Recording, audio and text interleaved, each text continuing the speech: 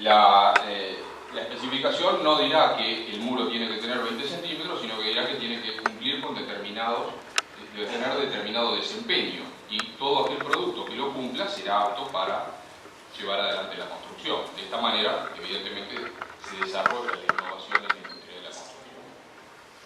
Quiero referirme a un par de casos. Uno de ellos es el caso español, en el cual el Código Técnico de la Edificación es una norma que regula las distintas características que deben tener las construcciones.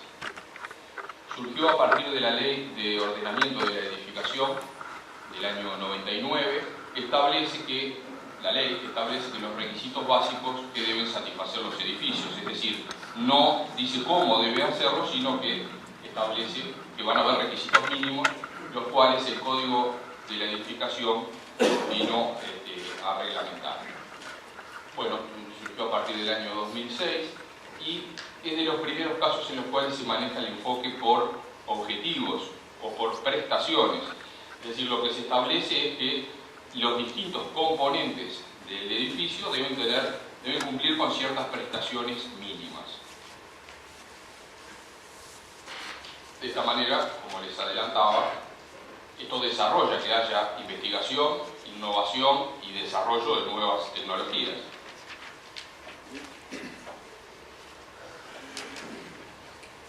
Bueno, esta es la estructura, que se la muestro porque va a ser tomada por normas posteriores o por normas de otros lugares. Es decir, cómo se va a regular o cómo se van a poner estos requisitos. Se va a categorizar de acuerdo a, estos son documentos básicos, que así se estructura el Código Técnico de la Edificación, documentos básicos de seguridad estructural, de seguridad en caso de incendio, de seguridad de utilización y accesibilidad, ahorro de energía, protección frente al ruido y salubridad. Otro caso más cercano es la norma 15.575 brasilera, la norma de desempeño, que está establecida para edificios de vivienda de hasta 5 niveles, fue creada en el año 2008 y hay una versión más reciente del año 2013 que entró en vigencia en julio del 2013, 150 días después de su promulgación, y establece los parámetros técnicos en las distintas áreas que ocupa el edificio. Requisitos generales, estructuras, pisos, juntas verticales, techos y sistemas sanitarios. Lo que esta norma regula es cuál va a ser el nivel mínimo, el desempeño mínimo en cada una de estas áreas que debe cumplir el edificio, y categoriza el desempeño mínimo, intermedio y superior en función de los valores que se alcancen en cada uno de ellos. Esto se está utilizando ya no solamente como un elemento obligatorio de cumplimiento, es decir, la aislación acústica de un cerramiento debe ser como mínimo de tantos decibeles para los distintos usos o las distintas aplicaciones que vaya a tener. Es decir, no solamente la norma lo que me permite es asegurar que se cumple un estándar mínimo de desempeño, sino que además para construcciones de padrones superiores la norma está siendo utilizada como un diferenciador. Ya hay inversiones en Brasil que apuntan a una categoría superior y están utilizando el cumplimiento de la norma como un diferenciador. Es decir, dentro de sus argumentos de promoción manejan el hecho de tener un carácter superior en los distintos aspectos que regula la norma. Esto es algo así como ayer en la charla que dio Ariel Sueiro se refería a la etiqueta de eficiencia energética y algunos otros sellos que hoy se están utilizando ya como diferenciador y como valorizan a las construcciones o las diferencias del resto. Bueno, y mientras tanto en Uruguay el camino es bastante por el mismo lado. Bueno, en los compañeros de panel que van a venir posteriormente, que lo van a hablar con mucho más propiedad porque lo manejan desde dentro de esto, pero desde el año 2011 el Ministerio de Vivienda estableció por una resolución que los sistemas constructivos no tradicionales para lo que es vivienda de interés social requieren de una evaluación técnica. Esa evaluación técnica, es decir, que no cualquier sistema va a ser avalado para aprobarse construcciones, sino que van a requerir de una evaluación que va a determinar cuáles son aptos y cuáles no. Esa evaluación técnica la realiza una comisión técnica de evaluación. El procedimiento está claramente establecido en el reglamento de otorgamiento del DAT. El DAT es el documento de aptitud técnica. Los estándares están recogidos o están establecidos en un documento que se llama Estándares de Desempeño y Requisitos para la Vivienda de Interés Social. Una vez verificado que se cumplen todos esos requisitos,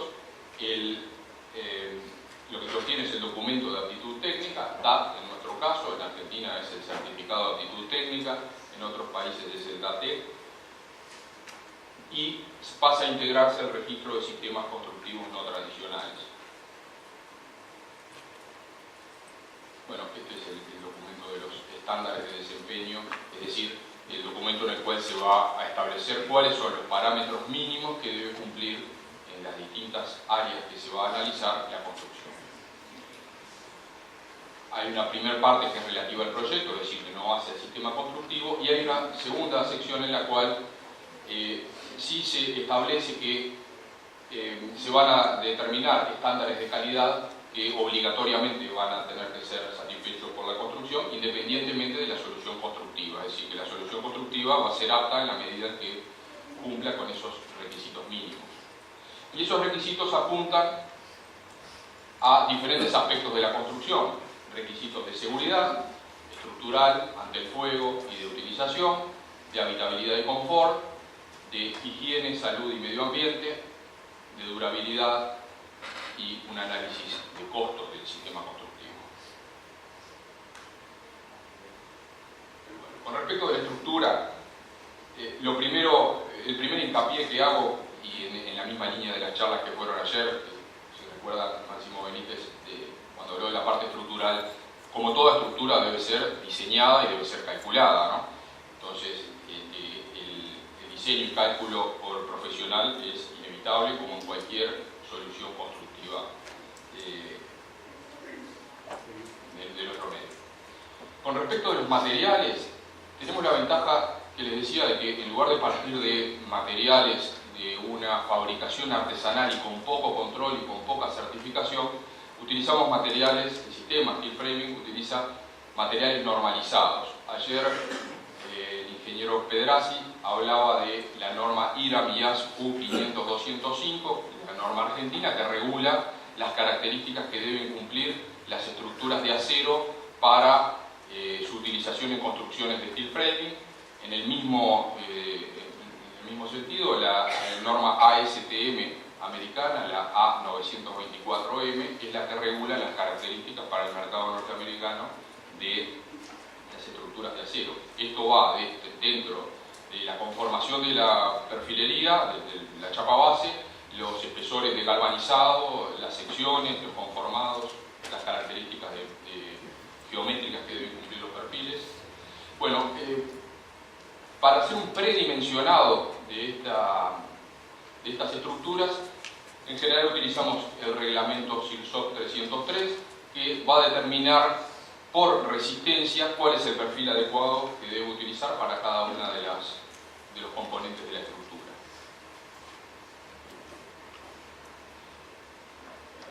Muy a modo de ejemplo, esto es un ejemplo de las tablas de predimensionado, en lo cual son tablas de múltiple entrada. Acá interviene la carga de viento, acá interviene el calibre de la perfilería, que va desde 0,89 o 0,9, porque acá dice 0,89, actualmente 0,9, 1,25, 1,60 y 2 milímetros. La separación entre los perfiles, porque evidentemente al variar la separación, diferente va a ser la capacidad resistente del perfil. Y bueno, y en base a el análisis estructural que hice, voy a encontrar acá cuál es el perfil adecuado para las solicitaciones que tengo. Pero además de que la estructura no colapse, queremos que la estructura tenga una deformación controlada, es decir, controlar la flecha de estas estructuras cuando estén siendo sometidas a acciones. Y para esto, por otro método y por otras tablas, se va a limitar las deformaciones frente a acciones como cargas permanentes, cargas eventuales, cargas de viento.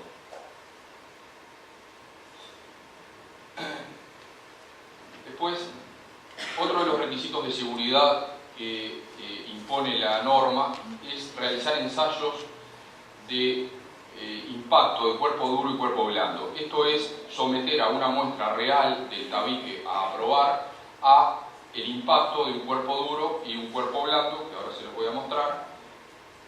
Por supuesto que el ensayo está normalizado tanto en el elemento que impacta el tabique. Son dos ensayos distintos, ¿no? Uno cuerpo duro, que es una bolita pequeña, y el otro que es cuerpo blando, que es un saco que impacta sobre el tabique. Está normalizado cómo hacer el ensayo, está normalizado desde qué distancia debo dejar caer los elementos para imprimirle una energía normalizada al tabique. Esto es un ejemplo de en qué consiste el ensayo. Acá tenemos desde las distintas distancias que haga impactar el cuerpo, voy a tener las distintas energías que le voy a aplicar al tabique. Este es tal cual nuestra mesa de ensayo en la Facultad de Arquitectura. Esto es otro en un laboratorio brasilero. Acá ven que se estaba haciendo un ensayo de un muro, en este caso era un muro de mampostería. Se rompió todo después de esto. Bueno, otro punto importante es el comportamiento de estos sistemas frente al fuego. Y algunos aspectos refieren al proyecto mismo, ¿no? El primer principio va a ser dificultar el principio de incendio. Esto no tiene que ver con el sistema constructivo, sino que se hayan tomado las medidas adecuadas para que no se genere el incendio.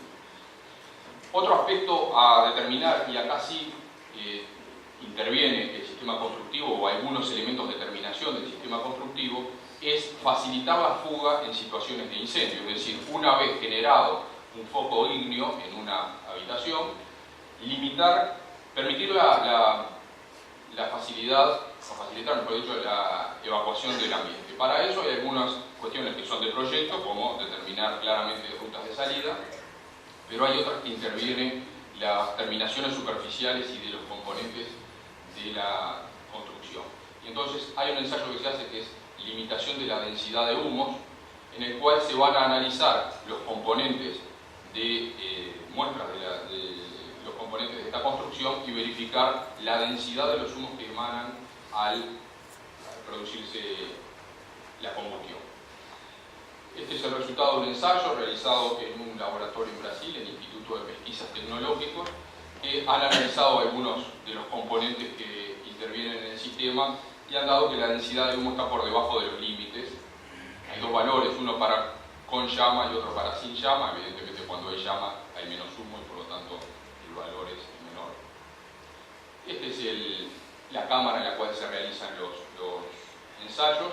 Acá adentro se produce la combustión de las muestras y se analiza la densidad del humo que sale. Actualmente esto es del Instituto de Pesquisas Tecnológicas de San Pablo, y le estaban anexando otro módulo de este equipo para analizar la toxicidad de los humos, y eso no está requerido por la reglamentación.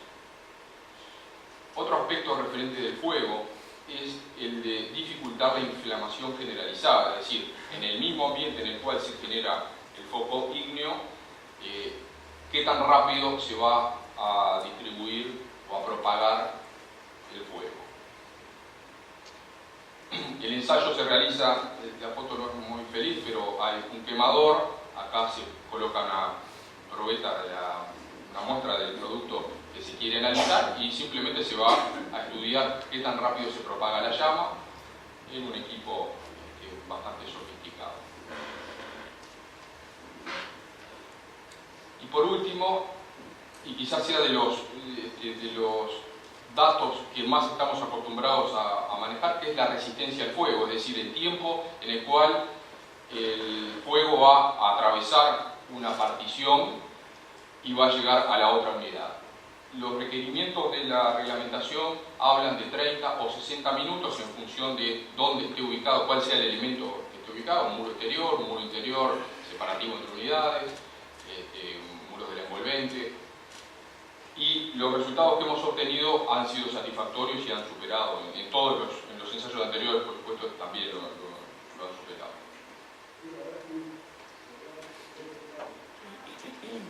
Acá son un par de fotos. Acá se estaba ensayando, bueno, un cerramiento, una puerta. Este pórtico, que tiene construido un muro, y esta puerta se coloca frente a los quemadores y se analiza el tiempo de retardo del pasaje de fuego. Y acá lo que muestra es el mismo pórtico, pero para un ensayo que se hace de muros con capacidad portante, es decir, muros de carga, que si llegan a ver acá abajo, hay un elemento que le aplica cierta presión, cierta compresión al muro para simular un muro portante que esté siendo sometido a fuego. Esta es la aprobación de la Dirección Nacional de Bomberos, en el cual ha aprobado las dos tipologías de muros que frecuentemente utilizamos, que es la de aplicación de placa cementicia directa y la del sistema AIBS, que es el de aislación continua exterior. Los dos cuentan con la aprobación de la Dirección de Bomberos. Después hay requisitos también de desempeño hidrotérmico del sistema, es decir, para validar un sistema se van a analizar desde el punto de vista de la transmitancia térmica, de las condensaciones, cómo se comporta. Y al respecto, les diría que es de las mayores fortalezas que tiene el sistema. Ustedes recuerdan el valor máximo de transmitancia que establece la Intendencia es 0,85 para cubiertas y para muros exteriores. Y para hacer una comparativa con un doble muro de ladrillo o un doble muro de ticholo, que están por supuesto por debajo de esos valores, pero bastante próximos, las soluciones que tenemos ensayadas con sistemas de steel framing, tanto para aplicación directa como para aislación continua exterior, están francamente despegados de ese valor.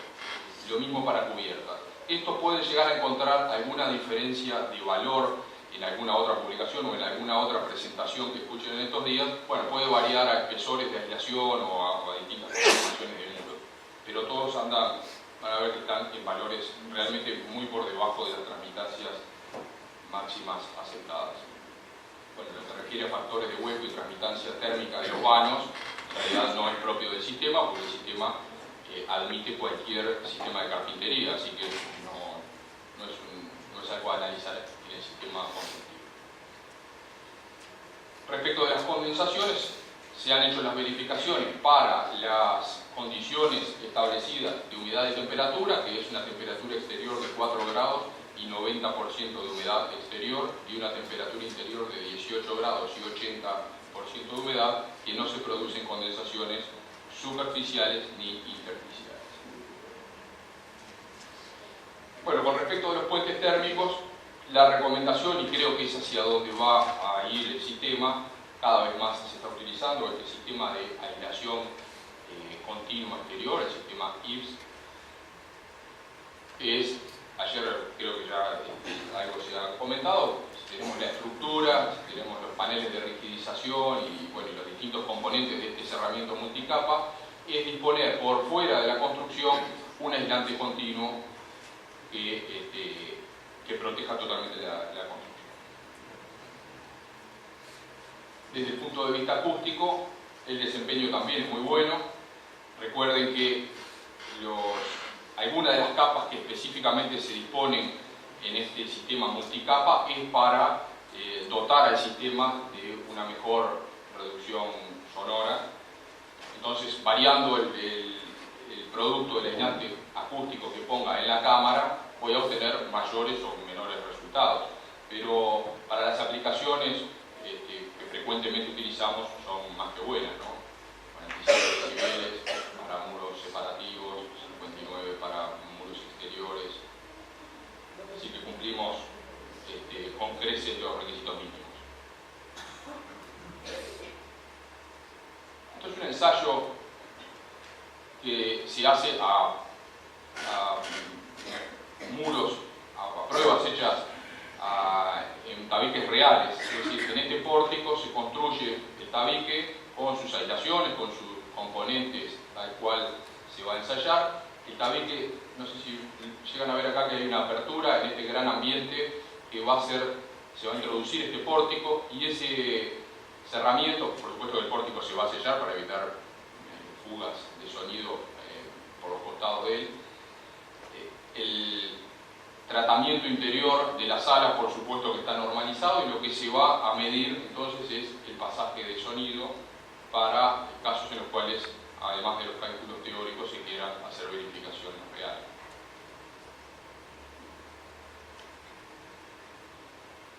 Otra de las cuestiones que la reglamentación establece que debe verificarse es la estanqueidad del sistema.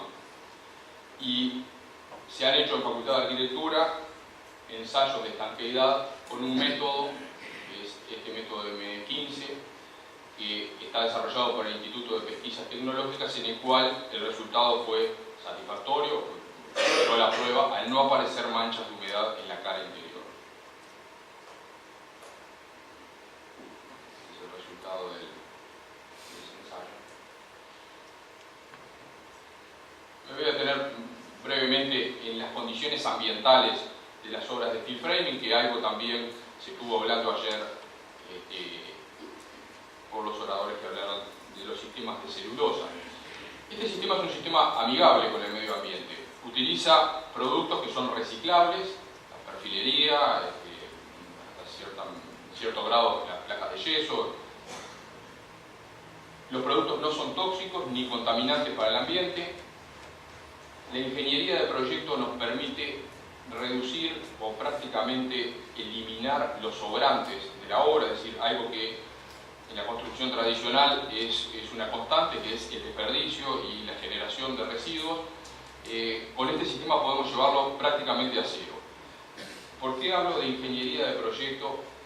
Porque estos sistemas, una vez que el proyecto está acabado y que se hace el diseño de la estructura de la construcción, se dimensionó cuál era la sección apropiada para cada uno de los perfiles y se hizo la compra de esta obra, frecuentemente el suministro se hace en medidas exactas. Es decir, cuando el proveedor me vende esta obra, me lo va a vender con los perfiles cortados a la medida justa. Esto, más allá de la ventaja económica que tiene de no estar comprando perfilería para descartar, tiene también un favorable impacto ambiental. No estoy generando desechos de estos materiales. Si por un tema de tiempos no puedo esperar a que me fabriquen, porque tiene una cierta demora, a que me fabriquen a medida la perfilería, podré utilizar perfiles estándar, que son de medida 6 metros. Ahí habrán sobrantes, esos sobrantes puedo claramente clasificarlos y reutilizarlos. Y todo esto además es válido para las futuras demoliciones de obras de steel framing, en los cuales la clasificación de esos residuos también va a ser posible y, por lo tanto, reciclar esos productos y no generar contaminantes. Con respecto de la durabilidad del sistema, que también algo ayer se estuvo hablando,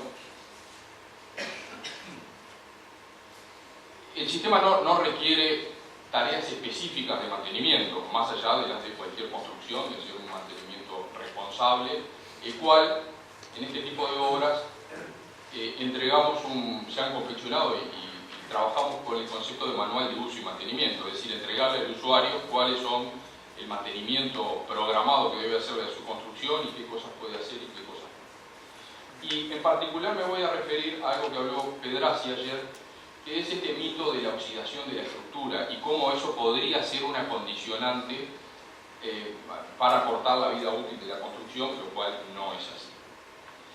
Ayer Pedrassi hablaba de que los perfiles que utilizamos para las construcciones con steel framing utilizan una aleación, que en nuestro caso es galvanizado, hay otros tipos de aleaciones utilizables, y el concepto es que se utiliza un material de sacrificio, que en nuestro caso es el zinc, el cual se va a ir degradando con el tiempo y lo que va a hacer es mantener al acero en su estado sin oxidación.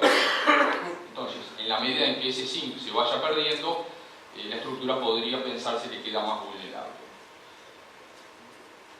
Hay una tabla que yo les voy a mostrar ahora, que es un ensayo que se hizo en Estados Unidos en un periodo de 10 años, en el cual se midieron casos reales de muestras dejadas a propósito dentro de las estructuras de varias construcciones en 4 localidades de Estados Unidos, durante 10 años se midió el resultado de cómo se perdía la masa de zinc en cada uno de estos casos y se hizo proyecciones de cuánto podía esperarse que durara esta construcción. Les recuerdo que esta perfilería, los valores que vamos a ver acá de duración de esta perfilería, no quiere decir que un perfil galvanizado yo lo deje puesto a la intemperie y vaya a durar eso, ¿no? Es decir, están contenidos adentro de un tabique o de un cielo raso o de un entrepiso y están protegidos por barreras de agua y viento exterior, lo cual me asegura que no van a estar en contacto con agua ni salinidad del medio ambiente exterior. Tienen barreras de vapor al interior que me asegura que no van a haber condensaciones, es decir, que están en condiciones óptimas de mantenimiento. Bueno, esta es la presentación del resultado de ese estudio. No se llega a ver acá, pero las localidades son Miami, ahora lo vemos en alguno más. Bueno, son 4 locaciones en las cuales se dispusieron en los áticos de las construcciones, adentro de los muros de las construcciones. Acá ven muestras colgadas en los áticos, acá ven adentro de muros reales varias muestras numeradas. Acá ven la muestra, el operario no incidiendo con el tacto de estas muestras, las muestras numeradas, y se va midiendo cuál es la pérdida de la masa del zinc a lo largo del tiempo para poder estimar cuál es la previsión de vida de esto, ¿no? Algunos elementos dispuestos en aleros exteriores. Esto era en un basement, en un sótano. Bueno, y estos son los resultados, ¿no? Acá están las locaciones que eran Hamilton, Miami, Long Beach y una localidad en Maryland. Lo que se analiza es la ubicación de la muestra en áticos, en paredes, en cielos rasos, en pisos. La pérdida de masa en gramos, 0,013. La duración de la exposición en meses, acá ven 98 meses fue la duración de este estudio. La velocidad de corrosión, en cuánto se perdía, cuánta masa se pierde por año, y la esperanza de vida de esa protección galvánica. Como ven, 900 y pico de años, 500 y pico, 1200, 300 y pico. Ayer Pedrassi comentaba que 300 años es un valor que se espera de vida útil para la perfilería galvanizada. Por lo cual, esto no atenta contra la durabilidad de las construcciones de steel framing, ya que las estructuras van a sobrevivir más que los usuarios, por lo menos. Bueno, algunas breves conclusiones. El sistema utiliza insumos y procesos normalizados, es decir, no voy a tener un proceso artesanal, sino que voy a partir de insumos normalizados que cumplen normas, que cumplen controles de calidad, con los cuales tengo certezas a la hora de construir con ellos, y los procesos también lo son. Mejora las condiciones de ejecución, lo que veíamos, sobre todo cuando se difunda más aún y tengamos una mayor producción en talleres que en obra, es decir, que pueda estar panelizando adentro de un taller a bastante distancia de la obra y no tenga días de lluvia y no tenga inclemencias climáticas que me puedan demorar el rendimiento de la construcción. Un ejemplo de esto es el Yucose a raíz del tornado de la ciudad de Dolores, que es un tema que van a hablar en el día de mañana, el arquitecto Juan Pablo Gil en particular, que fue quien llevó adelante el proyecto. Yucose tomó el compromiso de reconstruir la escuela de Dolores, es algo en lo cual el instituto se puso muy al hombro esa tarea y espero que lleguemos a un muy buen resultado. Lo que tenemos el panelizado de ese proyecto para reconstruir la escuela y eso se va a fabricar en talleres y va a ser montado simplemente en el lugar, lo cual ahí se va a poder apreciar las ventajas de esta forma de ejecutar las construcciones, de panelizar. enfatiza el control de la dirección de obra. Es, sin lugar a dudas, mucho más fácil y mucho más exacto controlar obras con steel framing, porque voy a tener planos de panelizado de cada uno de los paneles y voy a simplemente a verificar que las fijaciones y que los controles y que los productos adecuados hayan sido los especificados. Las condiciones de confort que genera, térmico, acústico, en espesores reducidos, que son mayores que en la construcción tradicional, la calidad de las terminaciones. Reduce los costos de obra, y ni que hablar los tiempos de ejecución, asegura una vida útil adecuada y genera un bajo costo de mantenimiento y es respetable con el medio ambiente. Entonces quizás sea hora de rever algunos paradigmas. Bueno, muchas gracias.